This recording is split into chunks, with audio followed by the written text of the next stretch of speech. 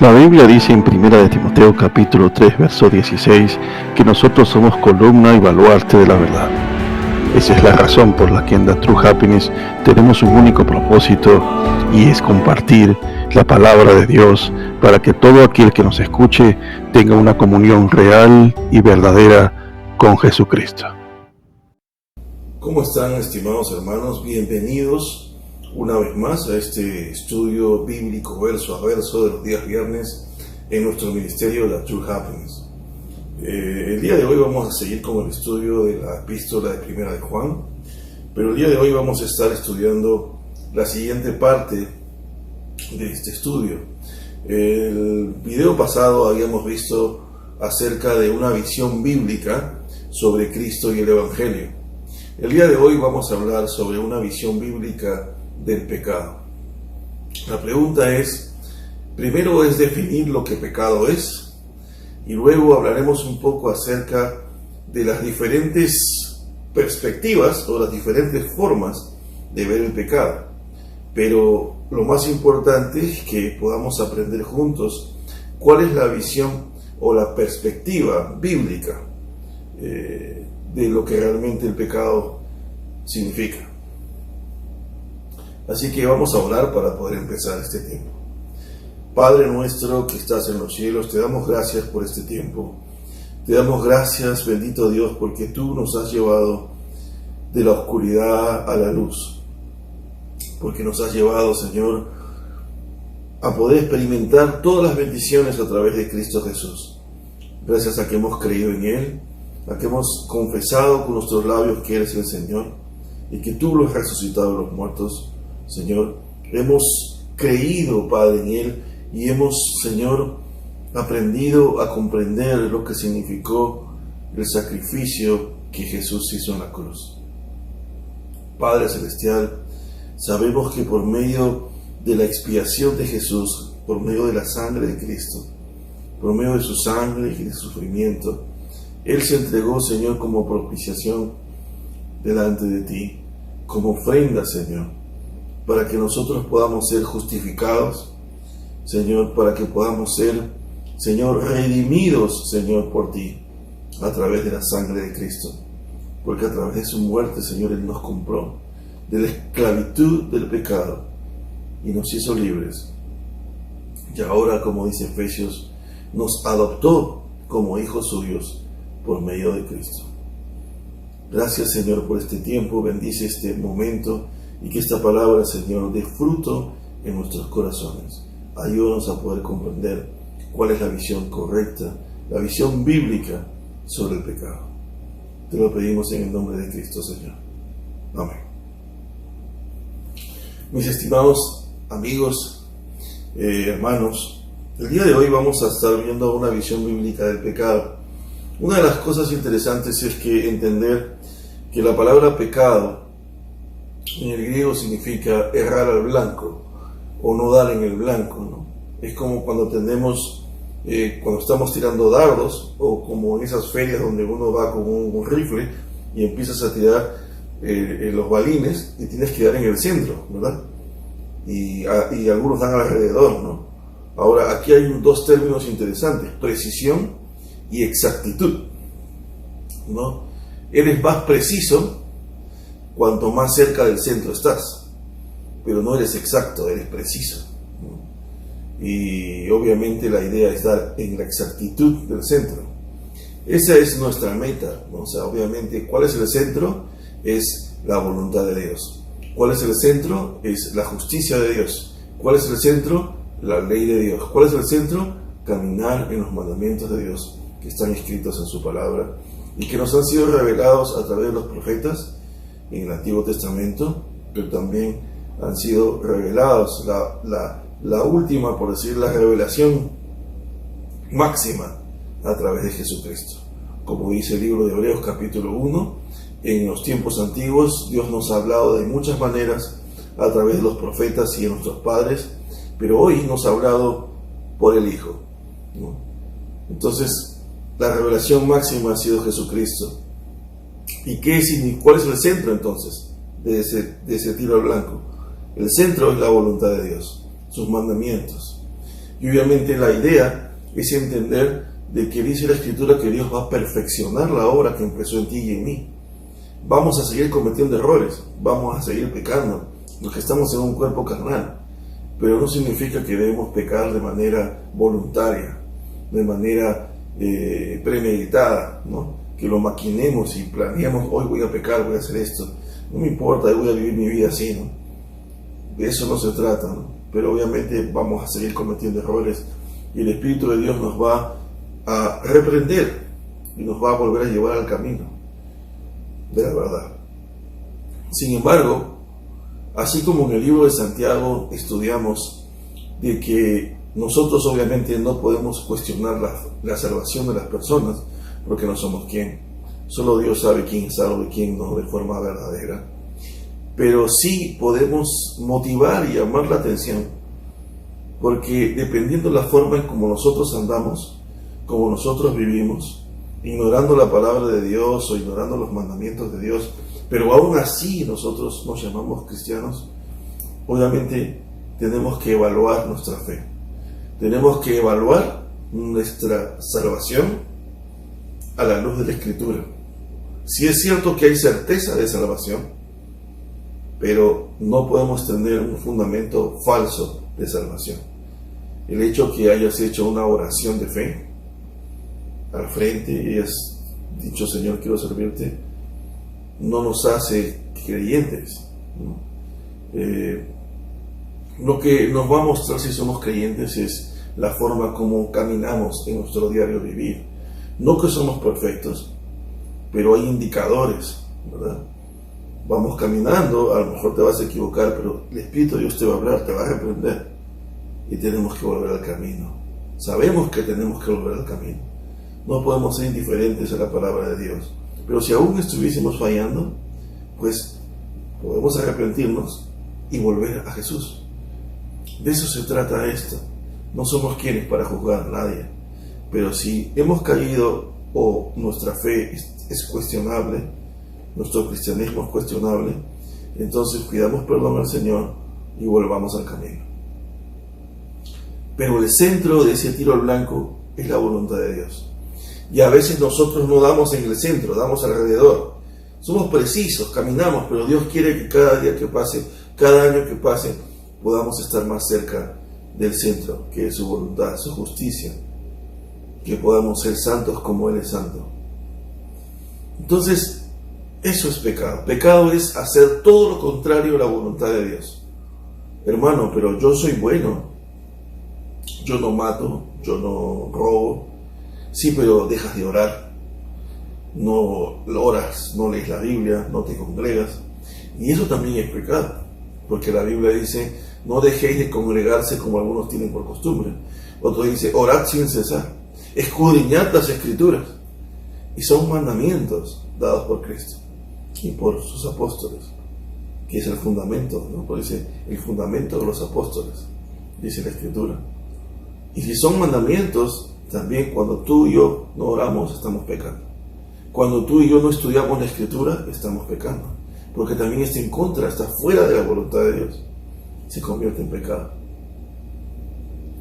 Ahora, la pregunta es, ¿cuál es nuestra perspectiva del pecado? ¿Qué es lo que nosotros hacemos cuando hay pecado en nuestras vidas? ¿Qué es lo que nosotros, cómo reaccionamos, cómo actuamos? ¿Qué es lo que buscamos hacer? Cuando estamos en pecado, ¿buscamos apartarnos del pecado? ¿Buscamos ignorar el pecado? ¿Buscamos negar el pecado? ¿Cuál es la actitud que nosotros tomamos con respecto al pecado? Entonces, la pregunta es, ¿cuál debería ser la mejor forma de ver el pecado en nuestras vidas? La forma en la que la Biblia lo presenta. Y eso se trata el video de hoy. Una visión bíblica del pecado. Y para eso vamos a leer 1 de Juan, capítulo 1, del versículo 5 hasta el capítulo 2, versículo 2. Y vamos a empezar leyendo el versículo 5 del capítulo 1. Dice, este es el mensaje que hemos oído de Él, o sea, de Cristo. Y os anunciamos, dice Juan, Dios es luz y no hay ningunas tinieblas en él. Juan empieza por este versículo, ¿no?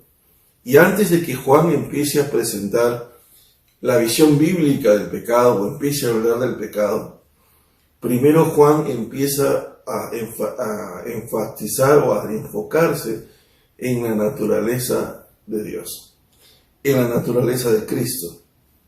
Y dice, este es el mensaje que hemos oído de Cristo y os anunciamos. ¿Cuál es el mensaje? Que Dios es luz y que no hay tinieblas en él. Generalmente cuando se habla de luz y tinieblas, aunque hay pasajes en los cuales, por ejemplo, cuando fue la transfiguración y Jesús estaba en la presencia de Dios, ¿verdad?, con Elías y Moisés, su cara se iluminó, físicamente se vio luz. Sucedía lo mismo cuando Moisés entraba a hablar con Dios, ¿no? Cuando él se entraba a la presencia de Dios, también su rostro era iluminado. Entonces, de alguna manera también, obviamente, Dios de forma física se manifiesta de forma de luz. Y no voy a entrar a esa parte porque no quiero complicarnos mucho en ese aspecto, pero sí quiero hablar de lo que a nosotros nos corresponde. ¿Qué es lo que a nosotros nos corresponde? A nosotros nos corresponde comprender qué es lo que significaría la luz para nosotros. Porque en Mateo capítulo 5, Jesús dice, vosotros sois la sal de la tierra, pero también sois la luz del mundo. ¿Y qué es lo que significa que seamos la luz del mundo? Pues que Dios es luz y Él esperamos que nosotros también seamos luz para el mundo. Pero ¿qué significa ser luz? Y quiero que veamos algo interesante, ¿no? Dentro de la naturaleza de Dios existen dos formas, por decir, concretas para nosotros en el mundo real de ser luz, ¿no? Lo primero, lo digo porque no voy a hablar de la naturaleza, de lo que en sí representa que a lo mejor Dios emane luz física, ¿no? No quiero enfocarme hoy en eso, quiero enfocarme en lo que implica la conducta de caminar en luz. Y dice, la luz representa la verdad de Dios encarnada en su palabra. Por ejemplo, ¿qué significa la luz? La palabra de Dios. Esa es la primera forma en la que implica la luz. ¿Cuál es la luz? La palabra de Dios, su verdad, su voluntad.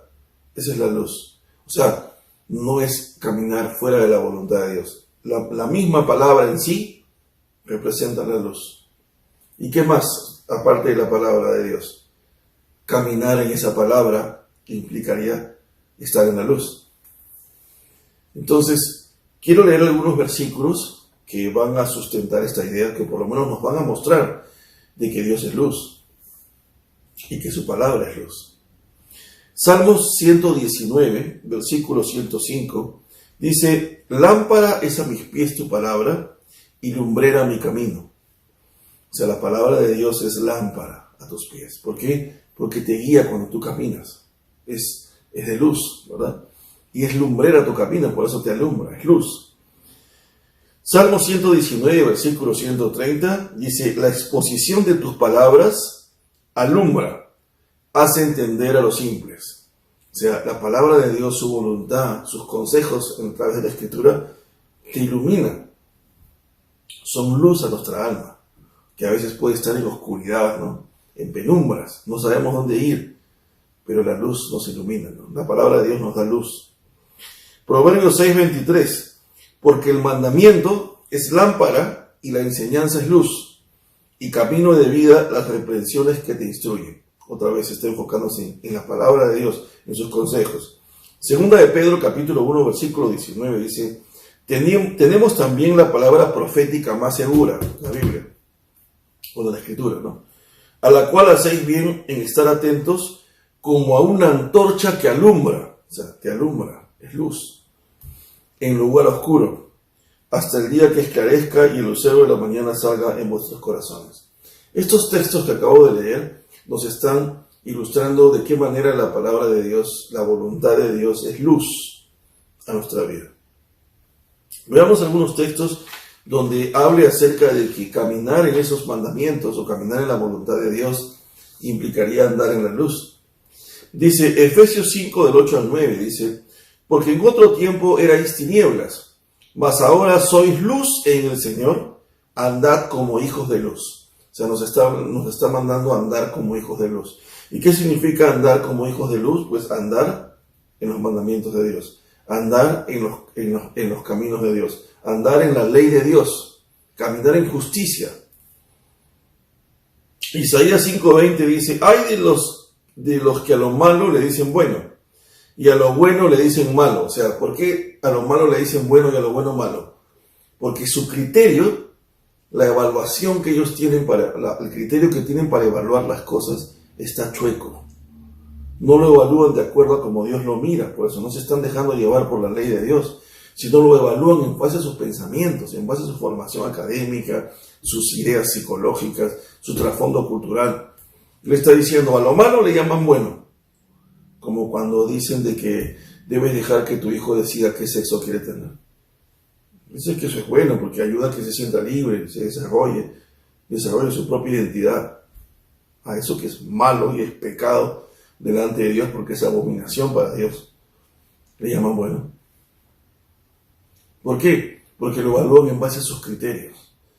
Ya no hay un parámetro, una referencia que es la escritura, la palabra de Dios. Entonces Isaías dice, a lo malo le dicen bueno y a lo bueno le dicen malo. Que hacen de la luz tinieblas y de las tinieblas luz. Que ponen lo amargo por dulce y lo dulce por amargo. Se está hablando, aquí este texto está haciendo un contraste entre la luz y las tinieblas. Caminar en luz es caminar en la voluntad de Dios, en lo bueno, en lo que Él ha determinado que debe ser correcto, que debe ser. ¿Qué es tinieblas? Es caminar en lo opuesto. O sea, caminar fuera de la voluntad de Dios, no caminar en justicia, vivir nuestras vidas fuera de la palabra de Dios, es caminar en tinieblas. Suena duro, lo sé, pero no lo decimos nosotros, sino lo dice la Escritura. Romanos capítulo 13, versículo 12, Pablo dice, la noche está avanzada y se acerca el día. Desechemos pues las obras de las tinieblas y vistámonos de las armas de la luz. Otra vez Pablo hace un contraste entre las obras de las tinieblas, ¿no? O sea, las tinieblas representan la maldad, el mal, ¿no? Y obviamente en esa maldad está detrás Satanás, ¿no? Y vistámonos de las armas de la luz. ¿Cuáles son las armas de la luz? La oración, ¿no? El ayuno, la escudriñar las escrituras, la comunión. No son las armas de la luz, ¿no? La adoración, ¿no? ¿Qué más son las armas de la luz? El evangelio mismo, ¿no? La palabra de Dios, son las armas de la luz. Porque en Efesios 6 se dice que la palabra de Dios es la espada del Espíritu. O sea, vienen todas estas cosas que importantes, ¿no? En Primera de Tesalonicenses capítulo 5, del versículo 5 al versículo 6, dice Pablo, porque todos vosotros sois hijos de luz e hijos del día. No somos de la noche ni de las tinieblas. Miren lo que está diciendo. No somos de la noche ni de las tinieblas, sino somos hijos de la luz y del día. Somos hijos de luz, dice. ¿Por qué somos hijos de luz? Porque debemos caminar en la luz. ¿Y cuál es la luz? La voluntad de Dios, la palabra de Dios, sus mandamientos, su ley. Por eso debemos caminar en justicia, en la luz. Por tanto, no durmamos como los demás, sino velemos y seamos sobrios, ¿no? Una de las cosas, quiero seguir leyendo otro texto más, en Mateo 7, del 17 al 18, dice, la pregunta es la siguiente, ¿no? Quiero leer, vamos a leerlo primero. Mateo 7, del 17 al 18 dice, así todo buen árbol da buenos frutos, pero el árbol malo da frutos malos, ¿no? No puede el buen árbol dar malos frutos, ni el árbol malo dar buenos frutos. Qué interesante es esto, ¿no? Porque esto apoya la idea de Santiago, ¿no? O sea, que por sus frutos los conoceréis, dice el texto, ¿no? O sea, que lo que va a decir que si nosotros realmente somos creyentes reales y verdaderos, no va a ser lo que tú y yo podamos decir, sino lo que tú y yo podamos vivir. No estoy diciendo que no van a haber errores en el camino, que tenemos que ser perfectos. Obviamente tenemos que pecar lo menos posible. Todavía estamos en este cuerpo carnal y la santificación es progresiva. Eso se entiende. Y Dios va a perfeccionar la obra en nosotros. Pero no debemos pecar de forma deliberada, como lo mencioné al principio.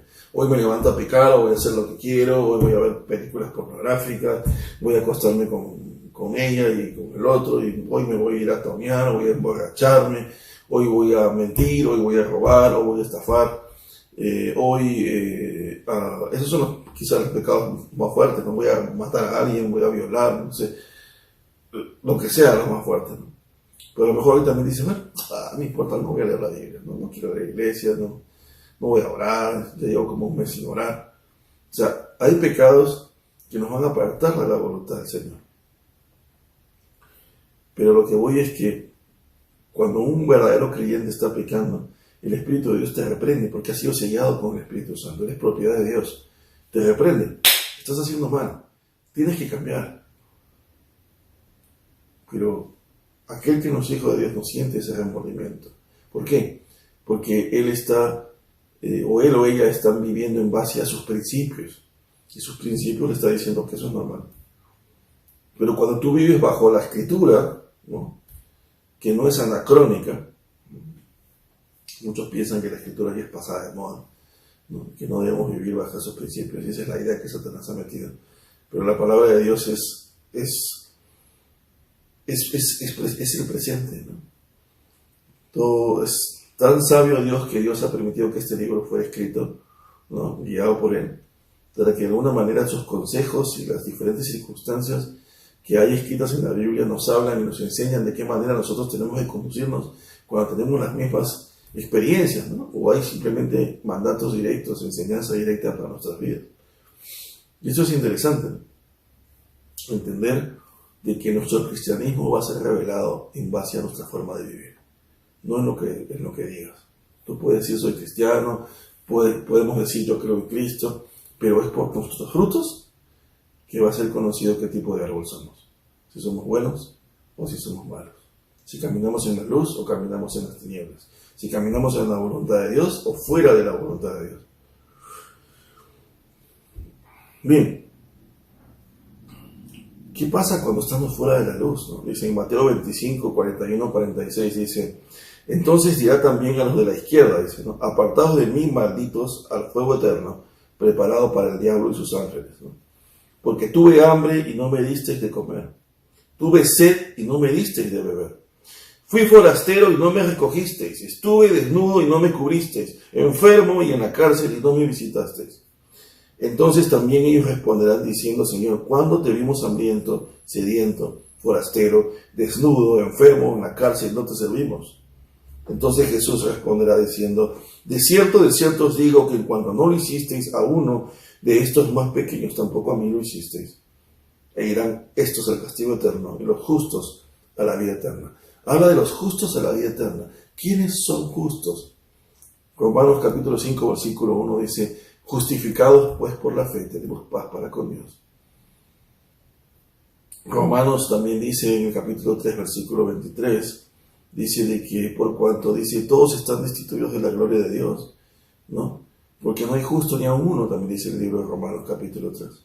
Es cierto, o sea, humanamente en nuestras fuerzas no hay justo ni a uno, pero dice la Escritura en Romanos que hemos sido justificados y hechos justos por medio de la expiación y la muerte de Cristo, que tomó nuestro lugar para morir. Porque tú y yo deberíamos haber muerto y deberíamos ir al infierno. No hay ser humano en este planeta que no merezca el infierno, pero por gracia de Dios, que envió a su Hijo a morir por causa nuestra, Él ocupó nuestro lugar.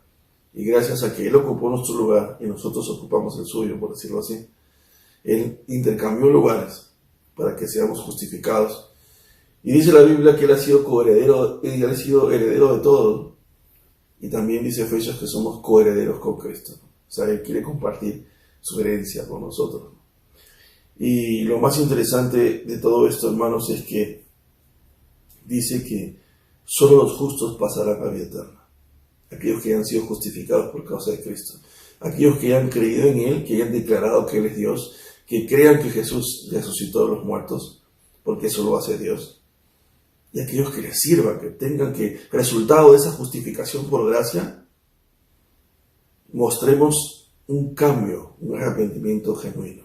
Como dice la Escritura, mostrar obras dignas de arrepentimiento. ¿Qué es arrepentimiento? Un cambio de mente. Que lo que antes para nosotros estaba bien, por eso dice Isaías, a lo malo le llaman bueno y a lo bueno le llaman malo. Antes pensábamos que lo malo era bueno, pero ahora que nos hemos arrepentido, la palabra en griego significa cambio de mente, ahora entendemos que lo que antes le llamábamos bueno, realmente era malo. Y ahora al ver que era malo ya no lo hacemos, con la ayuda del Espíritu Santo, que nos fortalece. Y eso implica un verdadero arrepentimiento. Porque si nosotros decimos que hemos creído en Cristo, pero seguimos viviendo de la misma forma, solo somos religiosos. ¿Y cuál es la diferencia entre estudiar religión y estudiar teología? Que estudiar religión es estudiar las diferentes formas psicológicas y sociológicas del ser humano, ¿no? Sus aspectos, cómo convive con la gente, qué es lo que piensa, qué es lo que siente, en función a un Dios, cómo adora, cómo ora. Eso es religión, pero no sabes a qué Dios lo está haciendo. Puede estar orando a Alá, puede estar alabando a Krishna, puede estar hablando con Mahoma, por decirlo así. Puede estar hablando con un Jesús, o puede estar hablando a lo mejor con un santo de yeso, puede estar hablando con Jehová o Yahvé, pero a lo mejor no es el Yahvé de la Biblia, es el Yahvé que se han hecho ellos en la mente. Eso es religión. ¿Pero qué es teología? Teología es estudiar al Dios verdadero, al verdadero Dios. Tener una comunión íntima y real con Jesucristo. Eso es teología. Religión es de hombres. Teología es estudiar lo que la Escritura dice, lo que Dios dice de sí mismo en su palabra. Por eso es importante entender que si hemos aceptado a Cristo, hemos recibido a Jesús, hemos creído en Él y queremos caminar con Él, tenemos que tener comunión y caminar en la luz, en justicia. Y eso es, hermanos, lo que yo quería compartirles estos textos para poder sustentar solo el versículo 5 de Juan, que dice, este es el mensaje que hemos oído de Él, dice, ¿no? Y os anunciamos, Dios es luz y no hay ningunas tinieblas en Él. Estimados hermanos, vamos a ver entonces en la parte ahora del versículo 6 en adelante. Esta parte del versículo 6 hasta el capítulo 2, versículo 2, me gustaría dividirlo en varias secciones. Primero vayan junto conmigo, espero que puedan tener sus Biblias a mano. El versículo 6, el versículo 8 y el versículo 10 los vamos a estudiar juntos ahorita, como un grupo, ¿ok? Nos vamos a saltear el 7 y el 9, ¿ok? Nos vamos a saltear esos textos por ahora. Solo vamos a estudiar el 6, el 8 y el 10 ahorita, como un grupo, ¿ok? Ya que el versículo 6, el versículo 8 y el versículo 10 nos van a mostrar tres tipos de personas diferentes que tienen una perspectiva diferente del pecado. Y quiero que vayamos por ahí. Primero vamos a leer el versículo 6. Dice, si decimos que tenemos comunión con Él, o sea, si tú y yo lo decimos de boca para afuera, yo tengo comunión con Cristo, pero andamos en tinieblas, mentimos y no practicamos la verdad. Vayamos al versículo 8. Si decimos otra vez con nuestros labios que no tenemos pecado, nos engañamos a nosotros mismos y la verdad no está en nosotros. Vayamos al versículo 10. Si decimos que no hemos pecado, le hacemos a Él mentiroso y su palabra no está en nosotros. Estos tres versículos los vamos a estudiar en conjunto. En estos tres versículos estamos viendo tres tipos de personas. Los que andan en tinieblas, los que se engañan a sí mismos, por decir los ilusos, ¿no? Los que se engañan a sí mismos, los que viven una realidad diferente. Y tres, los que blasfeman contra Dios. ¿Por qué? Porque difaman a Dios, le hacen a Él mentiroso. Están diciendo que Dios miente. Estos tres tipos de personas los vamos a estudiar ahorita. ¿Cómo así? Primero, aquí en ninguna parte de este pasaje de Juan está ignorando el pecado. Él no está diciendo que no debemos pecar. Ojo, no estoy diciendo con esto que nosotros podamos pecar de forma deliberada por ser creyentes. No. Obviamente lo he mencionado en la primera parte, diciendo de que nosotros no podemos pecar de forma deliberada, no nos vamos a levantar así, voy a pecar hoy, ¿no? Pero van a haber algunos errores, pecados que vamos a cometer en el proceso. A lo mejor se nos va a escapar alguna mentira y luego así, ups, ¿no? O a lo mejor vamos a cometer algún error con alguna persona, ¿no? A lo mejor nos vamos a ver involucrados en un problema de deudas, o a lo mejor vamos a perder la paciencia con alguien. Algo va a suceder en el proceso, ¿no? No estamos diciendo que debamos tener una conducta iracunda y que la Biblia justifica que estemos todo el tiempo peleando con la gente. De eso no se trata, obviamente tenemos que cambiar. Pero en el proceso va a haber un día en que a lo mejor vas a estar mal, y a lo mejor vas a perder la paciencia con alguien, vas a tratar mal a alguien. Algún tipo de pecado vas a cometer. Obviamente en ese momento, si eres un creyente verdadero, el Espíritu Santo te va a reprender y te va a llamar a arrepentimiento, ¿no? Y por lo menos te va a decir, tienes que salir de ahí, tienes que cambiar, tienes que mejorar eso que estás haciendo mal. O sea, no estoy diciendo que debamos pecar, pero Juan ya asume de que obviamente los no creyentes van a pecar de forma deliberada. ¿Por qué? Porque a lo mejor todo el tiempo van a quebrantar la ley de Dios porque no la están teniendo en cuenta, ¿no? Si no tienes en cuenta la ley de Dios, no vas a quebrantarla. Lo que es delito en Brasil no es delito en Argentina, a lo mejor. A lo mejor hay delitos que son generales, pero hay delitos que no. Aunque el Espíritu lo sabe, ¿no? Por ejemplo, la pregunta sería, ¿por qué las personas cuando están casadas con alguien y esa persona les es infiel, por qué se quieren separar? Si no conocen la Biblia. Porque la Biblia dice que la ley ha sido puesta en el corazón de los hombres. Hay ley que está puesta. Tú cuando te eres infiel, sabes que está mal. Porque hay personas que cuando van a un hotel a tener intimidad fuera del matrimonio, o a lo mejor están engañando a sus esposas o esposos, ¿por qué salen escondidas después que salen del hotel?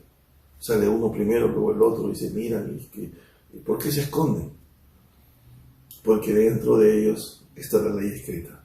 Saben que de alguna manera están haciendo mal. A lo mejor están quebrantando la ley de Dios de alguna manera, o su espíritu sabe que están pecando contra Dios. Como hay otros que no les importa, ¿no? O sea, porque tienen otro patrón de vida. Por eso les decía, aquellos que tienen la Biblia como patrón se van a equivocar, pero como tienen la Biblia como ley, el Espíritu de Dios los va a reprender. Y si son hijos de Dios verdaderos, van a buscar cambiar. Pero aquí Juan no está hablando de que si pecas o no pecas. Él ya asume que hay pecado. Él ya está asumiendo de que tanto los no creyentes van a pecar como los cristianos también van a pecar. Lo que él no está juzgando si te equivocaste y pecaste. Juan no está diciendo eso. A lo mejor eres cristiano y pecaste. Y Juan no te va a juzgar, no te está juzgando por eso. Pero Juan lo que sí va a juzgar es la forma como tú miras ese pecado que estás teniendo. Cómo vas a reaccionar. Entonces, hay algunos que reaccionan que con su boca confiesan de que tienen comunión con Cristo. Yo tengo comunión con el Señor, yo soy creyente. Yo amo a Jesús, yo creo en Él. Pero dice, andan en tinieblas. Entonces, ¿cuál es la visión que tienen del pecado? Que el pecado es normal. O sea, simplemente para ellos es normal andar en pecado. Viven en tinieblas, pero con sus labios confiesan que tienen comunión con Cristo. Pero caminan en tinieblas. ¿Qué significa eso? Que no caminan en la luz. Que no caminan en los mandamientos de Dios. Que no caminan en justicia. Que no caminan buscando agradar a Dios. Sino que andan en pecado, en tinieblas, fuera de la voluntad del Señor.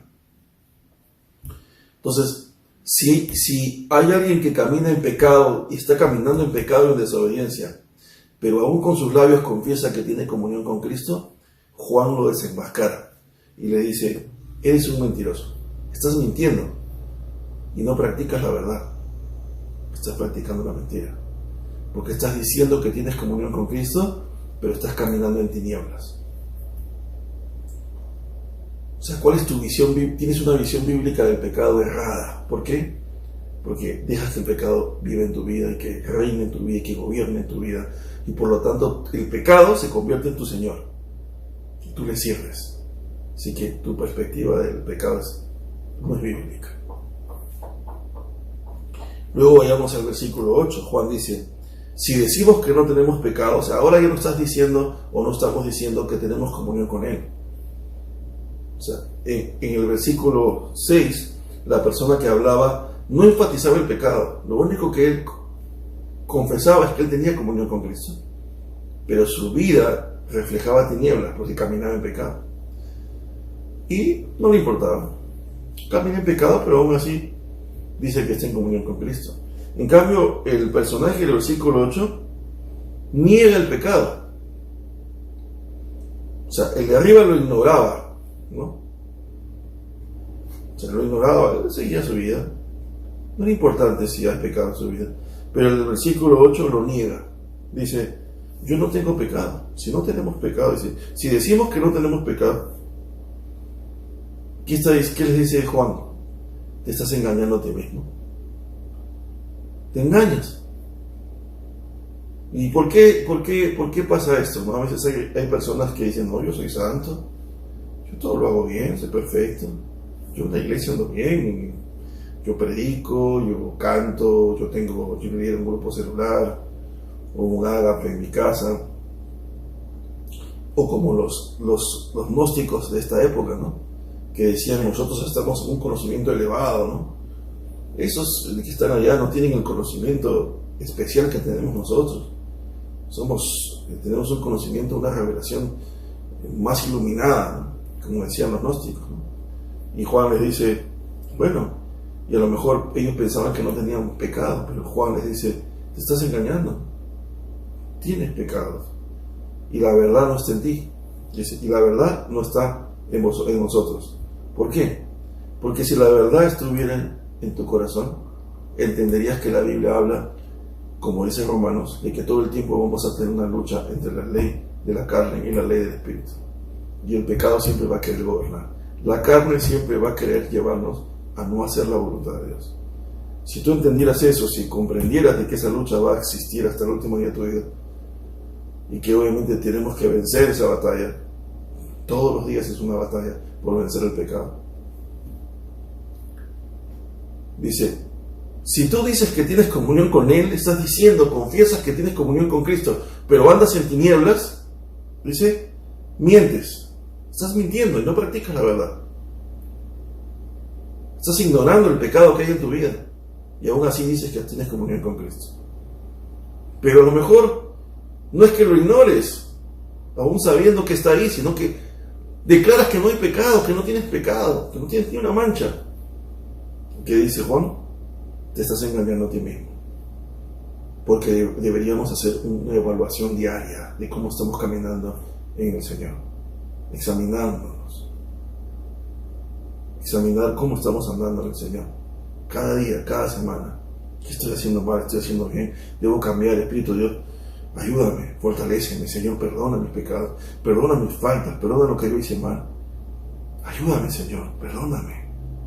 Fortaléceme para cambiar esta debilidad, este pecado en mí. He cometido este error, he sido débil, he cometido errores en mi vida. Ayúdame a cambiar.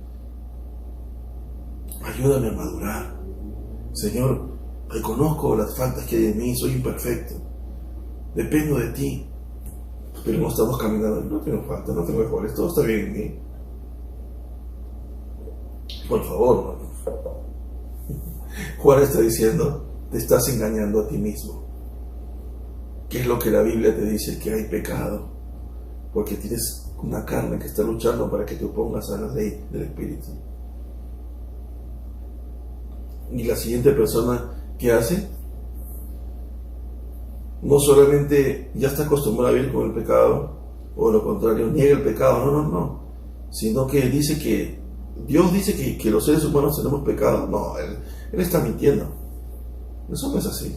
Por eso dice, si decimos que no hemos pecado, yo no he pecado, pero Dios dice que has pecado. ¿Por qué? Porque En Romanos capítulo 3, versículo 10 dice: no hay justo ni aun uno, no hay quien entienda, no hay quien busque a Dios. Todos se desviaron, a una se hicieron inútiles. No hay quien haga lo bueno, no hay ni siquiera uno. Sepulcro abierto es su garganta, o sea, muerte de sus. Con su lengua engañan, veneno de áspides hay debajo de sus labios. Su boca está llena de maldición y de amargura. Sus pies se apresuran para derramar sangre. Quebranto y desventura hay en sus caminos. No conocieron camino de paz. No hay temor de Dios delante de sus ojos.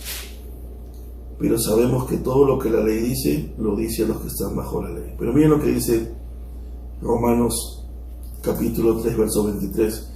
Por cuanto todos pecaron y están destituidos de la gloria de Dios. ¿Cuál es el análisis de Pablo y qué es lo que Dios dice en el Antiguo Testamento acerca del hombre? Que no hay justo ni aun uno. ¿Y cuál es ese análisis antropológico, o sea, una visión del hombre que Pablo hace en Efesios capítulo 2? Porque antes estabais muertos en vuestros delitos y vuestros pecados. ¿Cuáles delitos, hermano? Si yo era una persona buena, yo nunca he robado, nunca he mentido, nunca he matado. ¿De qué delitos me están hablando? De que a lo mejor no has quebrantado algún delito humano de tu país o tu nación, pero has quebrantado una ley universal, que es la ley de Dios. Y has quebrantado cada uno de sus mandamientos, y eso te hace culpable. Y así como cuando violas una ley de tráfico, te pasas la luz roja, vences un ticket, una multa. Así como cuando robas en un país o haces algo, mereces la cárcel. De la misma manera, el cielo funciona de la misma forma. Todos aquellos que han quebrantado la ley de Dios merecen un castigo.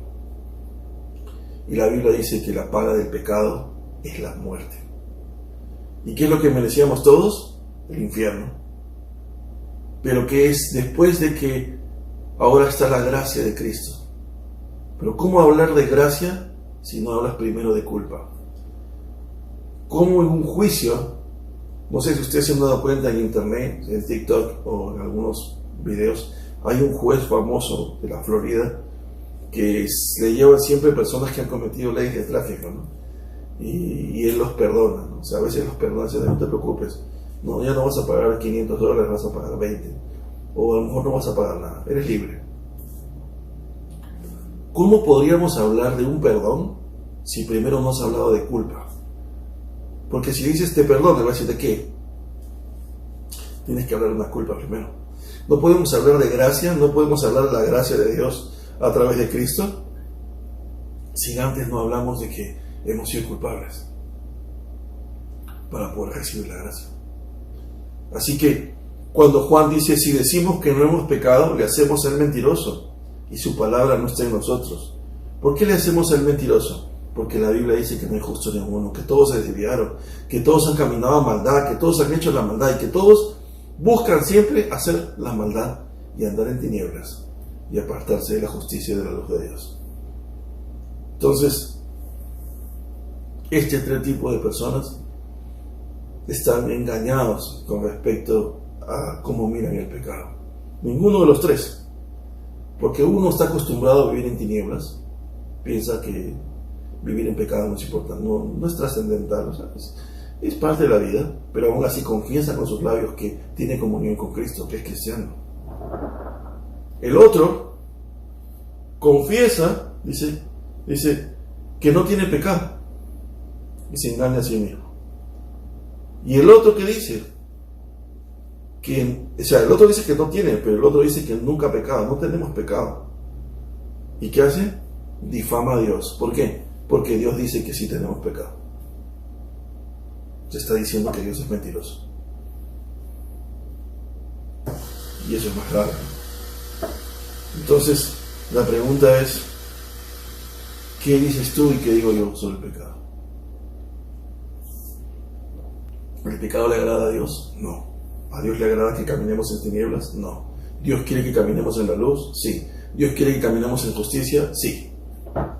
¿Cuál es la visión bíblica del pecado? Que hay un pecado, o sea, que hay la ley de la carne, nuestra humanidad, nos va a llevar a querer pecar, a querer faltar a la ley de Dios, se va a oponer a la ley del Espíritu. Tenemos que estar conscientes de eso, y que a Dios no le agrada el pecado. ¿Qué más? Y que no podemos ignorarlo y vivir con él en nuestras vidas, y que no podemos no solo ignorarlo, sino decir que no lo tenemos, o de lo contrario, decir que nunca hemos pecado. Sí hemos pecado, somos pecadores, y gracias a que Jesús murió en la cruz, y si aceptamos el sacrificio de él, somos justificados por medio de él. Pero aún así vamos a luchar con el pecado continuamente. Por eso en Romanos capítulo 12 viene a mi mente este texto. El apóstol Pablo dice lo siguiente, ¿no?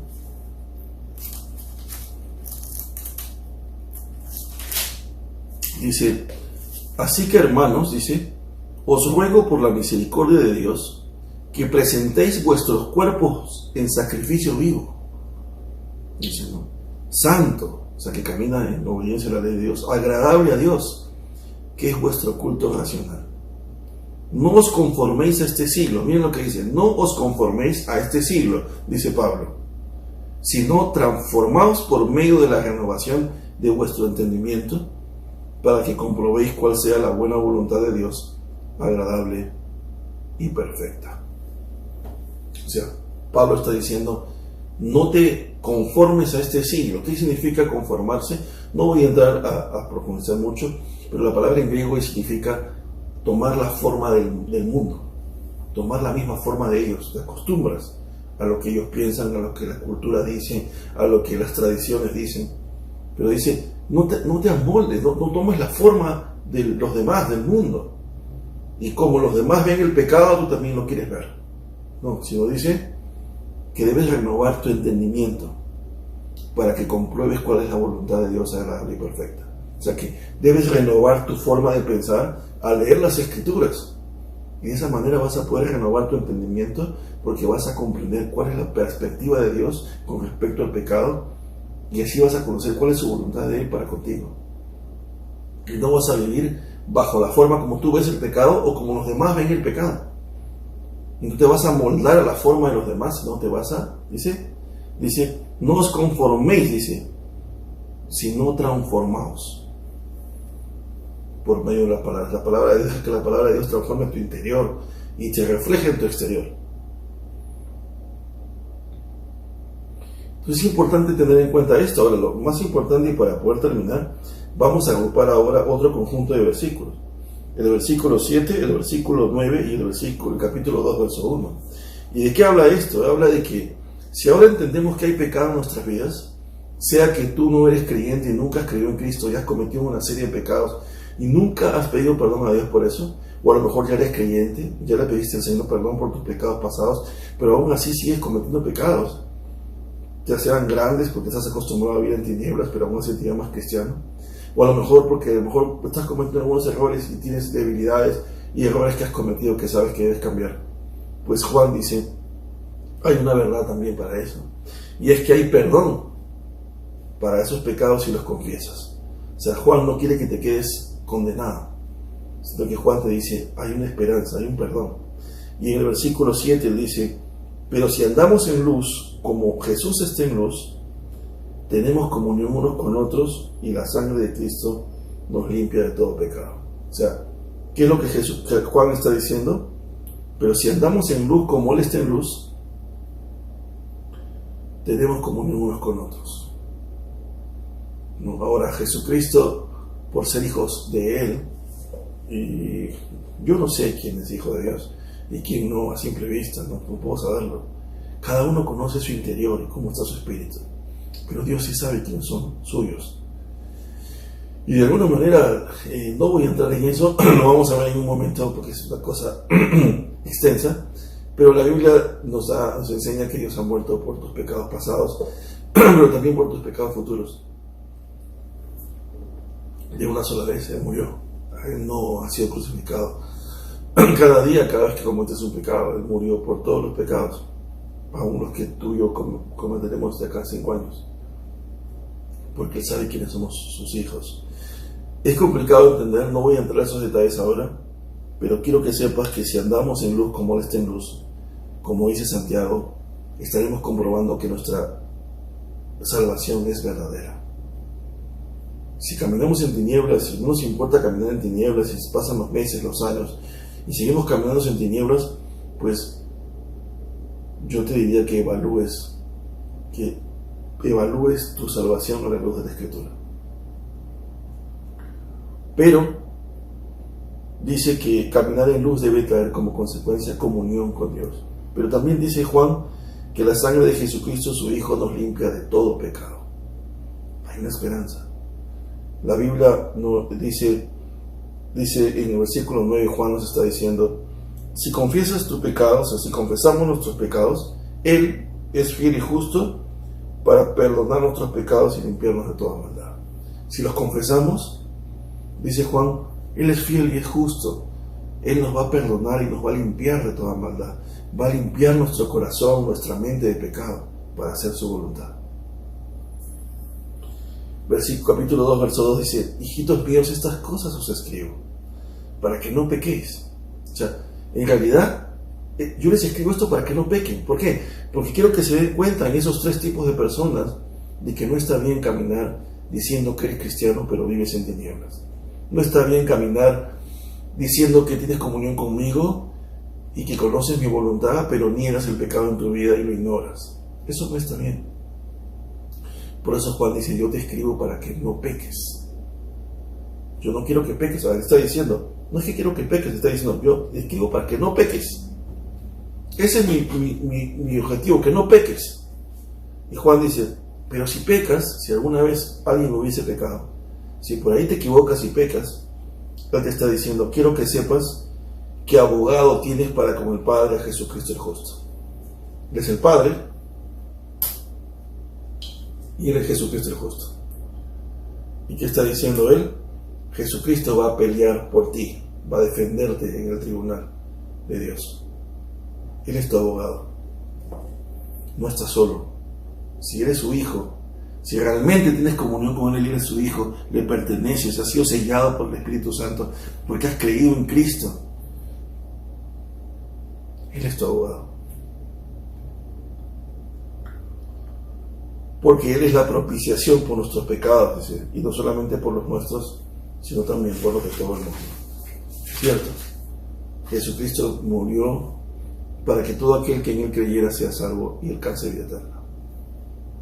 Juan 3:16 dice: de tal manera amó Dios al mundo que ha dado a su Hijo unigénito para que todo aquel que en Él crea no se pierda, mas tenga vida eterna.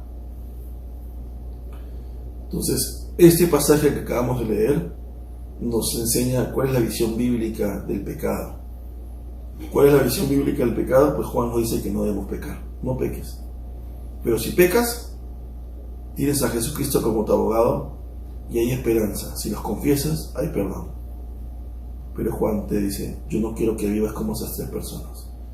No quiero que tengas una visión no bíblica del pecado y vivas con el pecado en tu vida y pienses que eso no va a dañarte para nada. Es inofensivo. Yo me acostumbro a vivir con el pecado, pero aún así confieso que soy cristiano. Ignoro el pecado, no, en mi vida no hay pecado. Nunca he pecado, no, el pecado no existe. Solo está en tu mente. Otro error fatal. Tienes que entender de que el pecado va a querer siempre reinar en nuestra carne, en nuestro cuerpo mortal. Y es una lucha que vamos a tener constante, donde nuestra carne se va a enfrentar a la ley del Espíritu, pero la idea es que la ley del Espíritu pueda vencer. Y por eso tenemos que orar constantemente y poner nuestras debilidades delante de Cristo para que Él nos ayude. Hermanos, es hermoso poder compartir la palabra con ustedes y espero que este pasaje de 1 de Juan sea de bendición a sus vidas. Un fuerte abrazo desde aquí y nos vemos el día martes. La Biblia dice en 1 de Timoteo capítulo 3, verso 16, que nosotros somos columna y baluarte de la verdad. Esa es la razón por la que en The True Happiness tenemos un único propósito y es compartir la palabra de Dios para que todo aquel que nos escuche tenga una comunión real y verdadera con Jesucristo.